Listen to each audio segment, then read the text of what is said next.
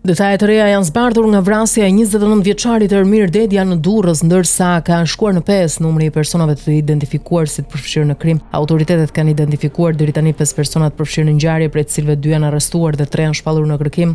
2 arrestuarit të identifikuar si Erion Doni 36 vjeç dhe Klodian Berisha 35 vjeç, dyshohet se kanë kontrabanduar 2 automjete në Shqipëri përfshirë makinën që u përdor gjatë vrasjes dhe një tjetër që dyshohet se do të përdorej për një ngjarje tjetër kriminale. Automjeti i dytë është sekuestruar nga policia si provë materiale. Giuliano Dyrmishi dhe 2 persona të tjerë janë shpallur në kërkim për sigurinë e kushteve dhe mjeteve materiale për kryerjen e vrasjes, si edhe për kontraband. Mes tyre është edhe një maroken. Sipas hetimeve të 3 ndodhen jashtë vendit dhe po punohet me partnerët ndërkombëtar për kapjen e tyre. Ngjarja ka ndodhur 2 javë më parë, ndërsa autoritetet në bashkëpunim me prokurorinë e Durrësit vijojnë veprimet intensive për dokumentimin ligjor dhe kapjen e të gjithë autorëve të dyshuar. Nga hetimet rezulton se këta shtetas në bashkëpunim me njëri tjetrin kanë kontrabanduar në Shqipëri 2 automjete tip Seat, njëri prej të cilëve është shitur dhe më pas është përdorur gjatë vrasjes. Ndërkohë, automjeti tjetër tip Seat ishte kontrabanduar me qëllim për të përdorur për një ngjarje tjetër kriminale.